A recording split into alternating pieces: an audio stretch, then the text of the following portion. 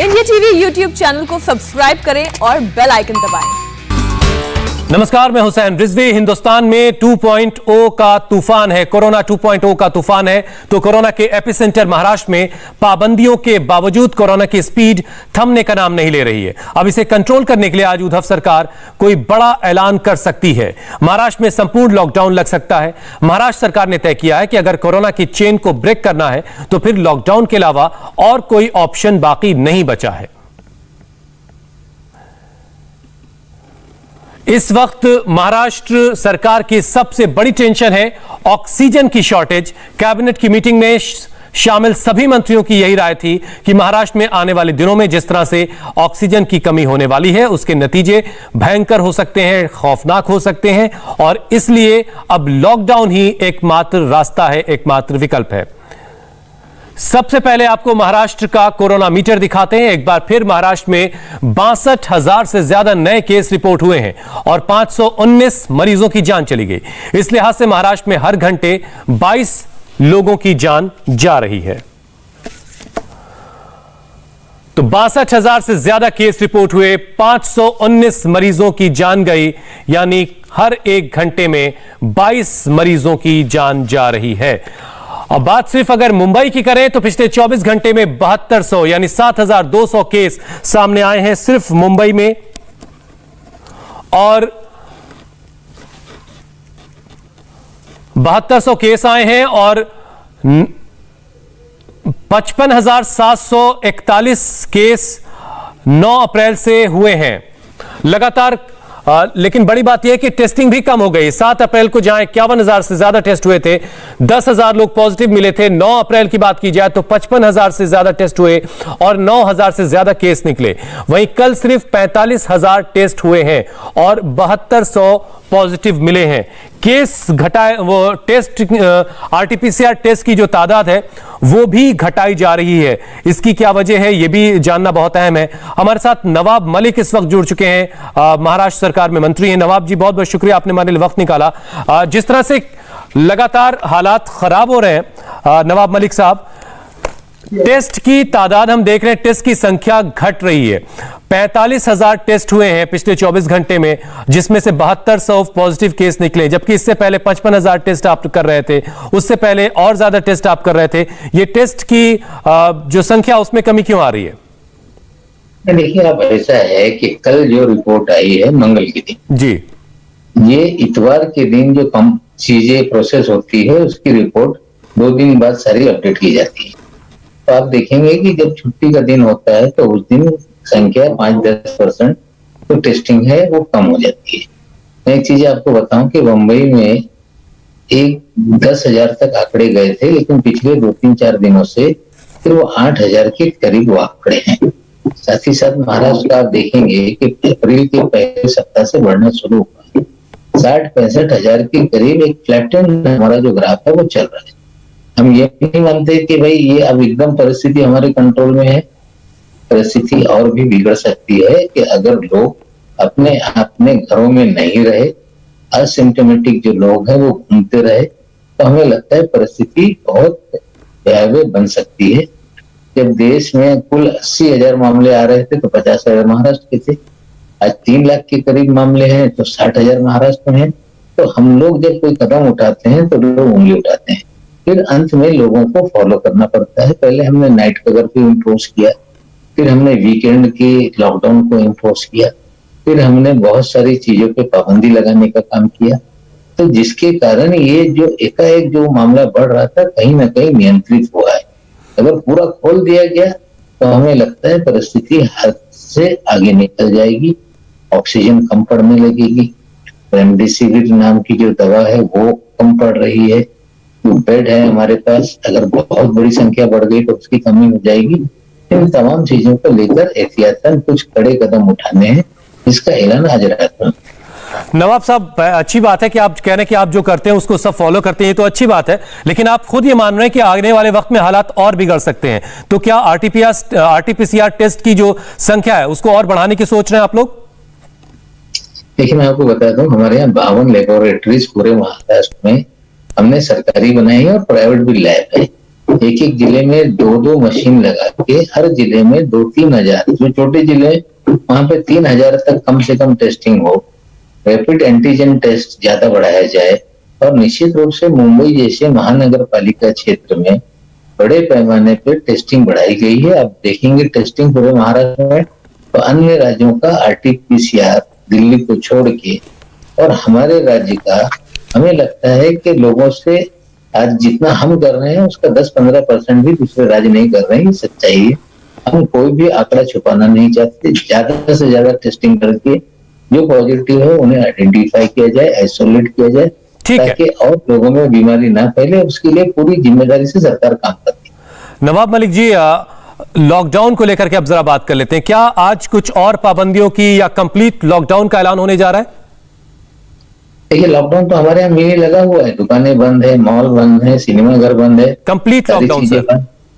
Complete lockdown का मतलब essential services तो पूरा बंद कर ही नहीं सकते आप। बिल्कुल ठीक है। खाने पीने की जो चीजें हैं उस पर तो आपको राहत देनी पड़ेगी, लेकिन जो मूवमेंट है, बिना मतलब के लोग गाड़ियों में घूम रहे हैं, बिना मतलब के लोग आवाजाही कर रहे हैं, तो कहीं ना कहीं उसको लेके रिस्ट्रिक्शन होगा।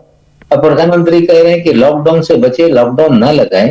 हमें लगता है कि प्रधानमंत्री बंगाल के चुनाव और कोई जो धार्मिक कार्यक्रम देश में एक बड़ा आयोजन चल रहा है, इन दो चीजों को लेकर खामोश है। हमें लगता है कि प्रधानमंत्री की भाषा मई के पहले सप्ताह में बदलेगी। अभी वो मशवरा दे रहे हैं कि लॉकडाउन से बचे। हमें लगता है अगर लॉकडाउन नहीं हुआ तो विस्फोटक परिस्थिति बड़े राज्यों की है। बहुत सारे उत्तर प्रदेश के न्यायालय हो, दिल्ली का न्यायालय हो, गुजरात का न्यायालय हो, लॉकडाउन के लिए डायरेक्टिव कोर्ट दे रहे हैं और प्रधानमंत्री कह रहे हैं लॉकडाउन से बचे। हमें लगता है चुनावी मोड से प्रधानमंत्री अभी बाहर नहीं निकले। नवाब मलिक जी, मिनी लॉकडाउन आप पहले ही कह रहे हैं लगा ही हुआ है। सुबह 7 से 11 तक दुकानें अब आज से खुलना शुरू हुई हैं। उसके अलावा आप होम डिलीवरी ले सकते हैं। तो अब जो कंप्लीट लॉकडाउन की जो बात आप कह रहे हैं, उसमें क्या और बदल जाएगा? क्या उसमें चेंजेस आएंगे? नहीं, देखिए, लोगों की मूवमेंट थोड़ा सा, जिला की जो मूवमेंट है डिस्ट्रिक्ट टू डिस्ट्रिक्ट, उसमें भी कहीं ना कहीं बिना मतलब लोगों को रोका जाएगा कि अपने घर पे। हमारा मकसद एक ही है, लोगों को परेशान करना नहीं। हमारा मकसद है कि लोग घर में रहें। जो अननेसेसरी मूवमेंट है, जरूरी मूवमेंट को छोड़ के वो सारी चीजें रोकी जाएंगी। मूवमेंट अगर किसी को करना है तो परमिशन लेनी पड़ेगी। जो गाड़ियां सब्जी फ्रूट लेके चलती हैं या जो उस क्षेत्र में काम करने वाले लोग हैं, उन्हें पासेस दिया जाएगा। और जब पहले जिस तरह से लॉकडाउन में मूवमेंट को प्रोसेस किया जाता था, मूवमेंट को मॉनिटर किया जा रहा था, उसी तरह की चीजें लागू की जाए। नवाब मलिक जी, एक चीज और है, लॉकडाउन एक ऐसा शब्द है जिसकी दहशत जो प्रवासी हैं उनमें बहुत ज्यादा होती है। हमने पिछली बार भी देखा और इस बार भी दिख रहा है। जो उत्तर प्रदेश, बिहार और दूसरे सूबों के रहने वाले लोग हैं वो बहुत परेशान हैं। उनके लिए क्या प्लानिंग है आप लोगों की? कैसे आप उनको भरोसा देके उनको वहीं रोकना चाहते हैं, और अगर जो जाना चाहते हैं उनके लिए क्या प्लान कर रहे हैं आप लोग? देखिए, बड़े पैमाने पे लोग उत्तर प्रदेश जा रहे हैं। अगर आप आंकड़ा देखेंगे गाड़ियों का, तो उत्तर प्रदेश में खास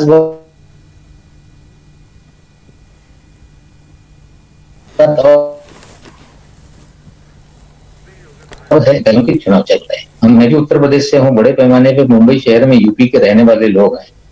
जो वहां पे प्रत्याशी हैं वो टिकटों का इंतजाम कर रहे हैं कि भाई अभी तो लॉकडाउन की हालत है, आप आ जाओ, वोट डालो और फिर चले जाना। तो ठीक है, जो ज्यादा उत्तर प्रदेश में माइग्रेशन हो रहा है, कहीं ना कहीं सच्चाई ये है कि प्रत्याशी वोट डालने के लिए भी लोगों को बुला रहे हैं, जिसके कारण बड़े पैमाने पे लोग ट्रेन से नहीं, कारों से भी, बड़े पैमाने पे प्राइवेट कारों से भी लोग जा रहे हैं। हमें लगता है जो लोग चुनाव लड़ रहे हैं उन्हें ये चीजें करना ठीक नहीं था। सारी व्यवस्था, टिकट की व्यवस्था वही कर रहे हैं और एक चित्र बनाया जा रहा है कि प्रवासी मजदूर भाग रहे हैं। नवाब मलिक जी, आप समझा भी सकते हैं उन लोगों को जो जा रहे हैं कि उत्तर प्रदेश में पहले ही हालात खराब हैं, आप वहां जाके क्या बेहतर अपने लिए करने वाले हैं? बहुत बहुत शुक्रिया नवाब मलिक साहब, हमारे साथ जुड़ने के लिए। आपने हमारे लिए वक्त निकाला। मुंबई में लोगों को लॉकडाउन लगने का डर सता रहा है। लोग राशन खरीदकर अपने घरों में रख लेना चाहते हैं एहतियातन, जिसके बाद आने वाले वक्त में उनको दिक्कत ना हो। दिनेश मौर्य ने एक रिपोर्ट भेजी, देखें आप उसे। महाराष्ट्र के मुख्यमंत्री उद्धव ठाकरे आज लॉकडाउन का ऐलान शायद कर सकते हैं और इसी आशंका की वजह से मुंबई में कई जगहों पर पैनिक बाइंग हो रही है। इस वक्त हमें मुंबई के डी-मार्ट के बाहर और यहाँ पर डी-मार्ट के बाहर आप लोगों को देख सकते हैं कि सुबह से ही लोग यहाँ पर पहुँचे सामान खरीदने के लिए। लोगों को लग रहा है कि लॉकडाउन बढ़ भी सकता है और ऐसे में राशन की दिक्कत हो सकती है और इसीलिए यहाँ पर सुबह ही लोग यहाँ पर पहुँचे सामान खरीदने के लिए। चूँकि कोरोना का संक्रमण का खतरा बहुत ज़्यादा बढ़ गया है, इसीलिए यहाँ पर जो है डी-मार्ट की तरफ से सिर्फ दिन में 40 कूपन ही दिए जाते हैं और सुबह 6:30 बजे ये कूपन इशू किए जाते हैं। और जिन लोगों को सामान मिला उनसे बात करते। भाई साहब, आप लोगों ने जो सामान खरीदा है ये लॉकडाउन का ही डर है या फिर कोई और? रोजगार लॉकडाउन का डर कुछ भी नहीं है। अभी तो महीने कितने दिनों का सामान आपने रख लिया है? कितने दिनों का सामान है ये? तो हफ्ते भर गए। कितने दिन का राशन ले लिया आपने? अभी 1 महीने का ले लिया मैंने। और डर यही लॉकडाउन का ही डर है जिसकी वजह से आप लोग एडवांस में प्लानिंग कर ले रहे हैं? उसका डर के वजह से ले लिया ना, तो कुल ले गए। तो साथ ही में देखिए पैनिक बाइंग के लिए यहाँ पर कुछ लोग और भी आए हैं जो यहाँ पर खड़े इंतजार करें, लेकिन चूंकि इनके पास कूपन नहीं है इसीलिए इन्हें अब अंदर जाने नहीं दिया जाएगा। लेकिन दूसरे लोगों को आप यहाँ पर देख सकते हैं जो यहाँ पर सामान लेकर अब जा रहे हैं। इसी तरह से मुंबई के अलग अलग जगहों पर लोग जो है वो आ रहे हैं सामान खरीदने के लिए। जिन्हें सामान मिल गया, राशन मिल गया है, वो अपने आप को खुशनसीब समझ रहे। लेकिन कई सारे ऐसे भी लोग हैं जिन्हें सामान नहीं मिला है, जिस वजह से वो काफ़ी ज़्यादा परेशान है। कुछ और चलते, कुछ और लोगों से बात करते हैं। कितने दिनों का सामान लिया है? मैंने 1 मंथ का लिया है। हाँ, 2000 का खरीदा। कितने दिन चलेगा आपका ये राशन? महीना भर, 15 दिन? तो महीना नहीं चलेगा, 15-20 दिन चलेगा। लॉकडाउन का ही डर है या कोई और? लॉकडाउन की वजह से कर रहा हूँ क्योंकि प्रॉब्लम है, घर चलना तो चाहिए, ये बात है। फिर राशन इनफ क्वांटिटी में है या फिर कम है? आपको लग रहा है वापस आना पड़ सकता है? अभी आना पड़ सकता है, अभी क्या कर सकते, लेकिन ये तो चालू रखना ही पड़ेगा ना। Thank you. चलिए देखिए, तो इनका कहना है कि हफ्ते भर का राशन उन्होंने लिया है। यहाँ पर स्थिति देखिए, कई सारे लोग खड़े हैं जिनके पास जो है जिन्हें राशन नहीं मिला है। ये स्थिति लगभग हर जगह इसी तरह से हम देख रहे हैं। लोग कि यहाँ पर आ रहे हैं, सामान खरीद ले रहे हैं, ज़्यादा से ज़्यादा राशन जो है वो अपने घर पर रखना चाहते हैं क्योंकि उन्हें डर है कि अगर लॉकडाउन लग जाता है तो राशन कहाँ से मिलेगा।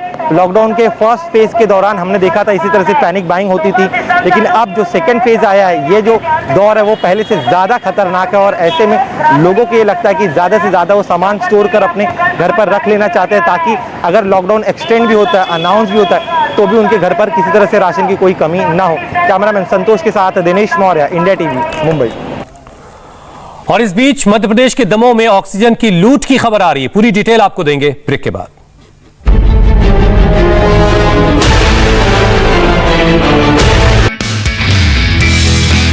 नमस्ते, मैं हूं मीनाक्षी जोशी। वीडियो और खबरों से अपडेट रहने के लिए India TV YouTube channel subscribe करें, बेल आइकन दबाना ना भूलें। जुड़े रहें इंडिया टीवी के साथ।